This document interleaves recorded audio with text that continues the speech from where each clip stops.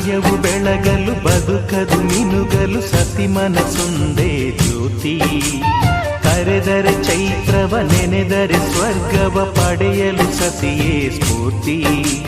ಪತಿಯೇ ದೈವವು ಎನ್ನುವ ಜೀವವು, 7 ಹೆಜ್ಜೆಗಳ ತ್ಯಾಗ ಪ್ರೀತಿಗಳ ಮೆರೆಯುವ ಸತಿಮಣಿ ದೇವತೆಗೆ ಸಮ.